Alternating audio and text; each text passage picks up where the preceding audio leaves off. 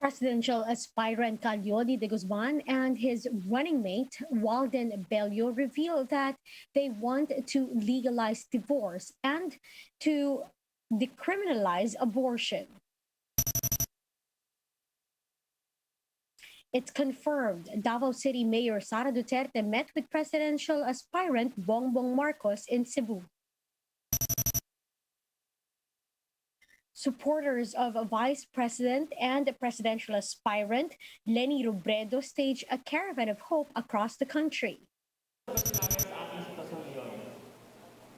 The camp of Bongbong Marcos claims he never misrepresented his Oxford education.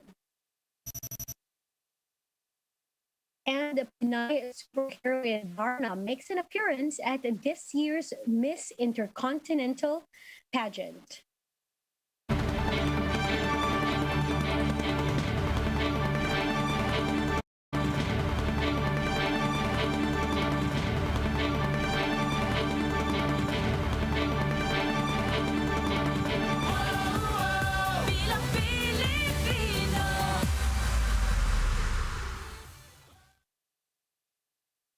Fast, focused, and fearless. Here's everything you need to know to jumpstart your Sunday. I'm Riza Diaz.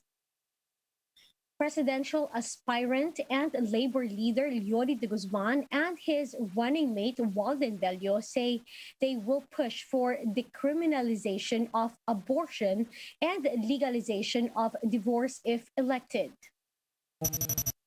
In a virtual presser, the labor leader said marriage is only a contract between two people, and that just like in every contract, people should be free to go if things turn out wrong.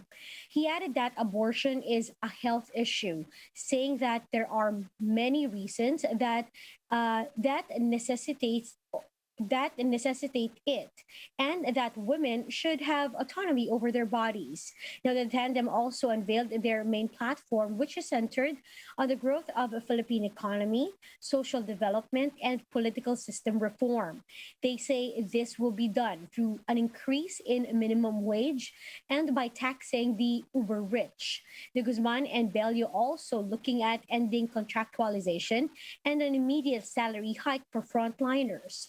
They also maintain that they are the only tandem with the masses' interest at heart. Davao City Mayor Sara Duterte Carpio has met with former senator and presidential candidate Bongbong Marcos yesterday. In a Facebook post, the first daughter shared with her meeting the late dictator's son in a birthday party of a wife of House Majority Leader Martin Romualdez in Cebu. Duterte Carpio previously met with Marcos Jr.'s sister, Senator Imee Marcos, earlier yesterday. Now, she did not disclose what was discussed in the meetings. Vice President Leni Robredo says she is overwhelmed after thousands joined motorcades in support of her presidential bid and her running mate, Senator Kiko Pangilinan. Robredo thanked all of the organizers from national to barangays, saying that this is completely volunteer driven. Robredo added that she did not expect that many would participate in the simultaneous motorcade called Caravan of Hope. Organizers said that around 10,000 vehicles took part in the motorcades. Sa akin po, ilang ulit ko na to sinabi. Wala man tayo ng meron sila, meron tayo ng wala sila, at kayo lahat yon. Ang magpapanalo po talaga sa laban na to sa atin, pagmamahal at pakikiisa. Meanwhile, Bayan Muna representative and senatorial candidate Nery Colmenares also expressed solidarity in the nationwide caravan.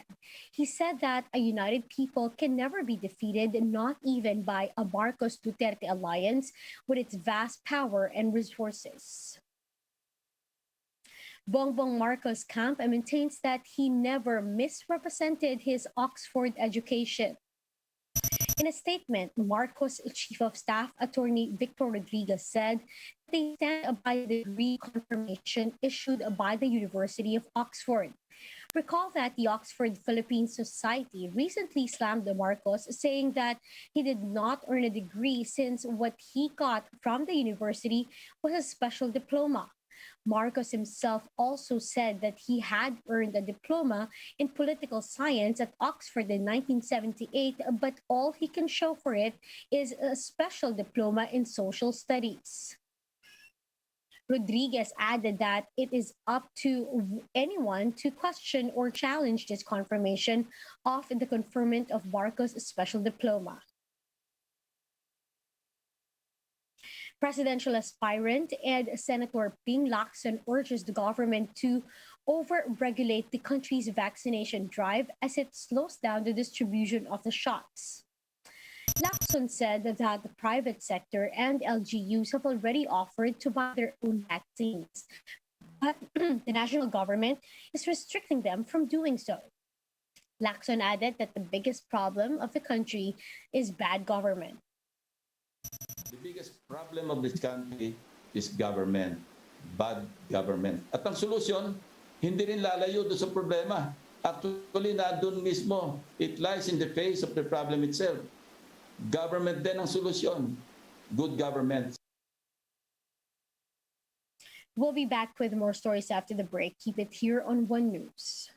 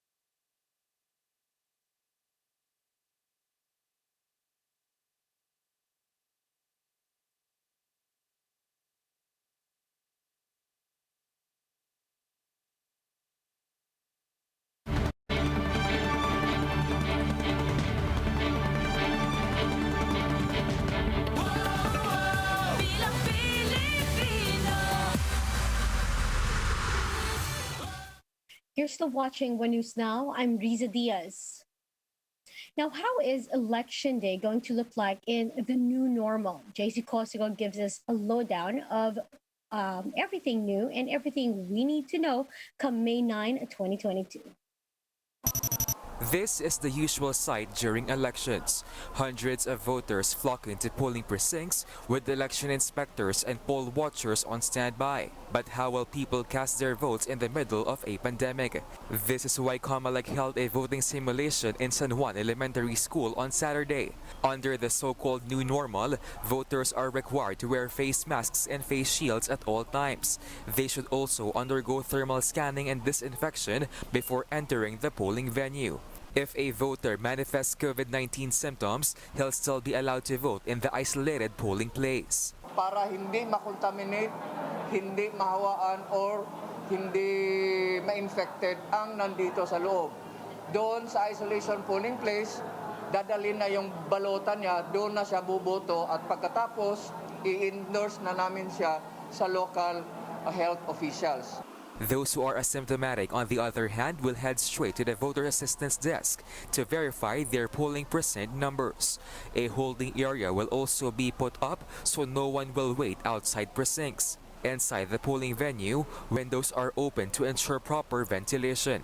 The number of voters will also be limited depending on classroom size. An emergency, accessible polling place will be set up for pregnant women, senior citizens, and PWDs. This afternoon, only over 300 individuals out of the 4,000 expected participants took part in the activity. Some of them welcomed the voting simulation but hope that this will still be the case in the actual voting day. Siguro ngayon dryer medyo maluwag pero pag marami na ewan natin. Okay naman po siya, may mga health protocols naman po, may social distancing po. The COMELEC said the simulation is necessary to address possible gaps and check concerns in the voting process. Wala pong perpekto dito, wala po kaming sinasabing ito na yon because the purpose of this simulation para makita namin kung ano yung mga kulang, ano yung mga kailangan dagdagan o kung ano yung mga dapat tanggalin. The poll body is looking at an average of 30 to 40 minutes for a voter to complete the whole process. Kung masyadong marami yung tao, therefore magdi-deflect yan pataas. Guidelines for the actual polling day is expected to be released by mid-November after the assessment from the simulation.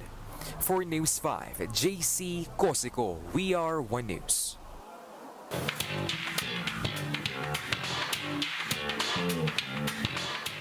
Philippine Beth Cindy Obenyita flaunted the Filipino culture at the Miss Intercontinental 2021 after transforming into Pinoy superheroine Darna in the Halloween party of the pageant in Egypt.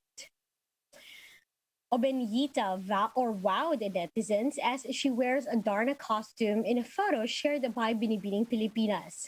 Her Darna transformation came after the national pageant organizer said that her national costume is inspired by the Diwata or fairy.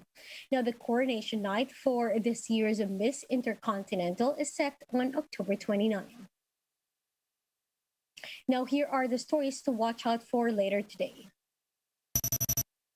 Cemeteries across Davao City are closed for 2 weeks starting today.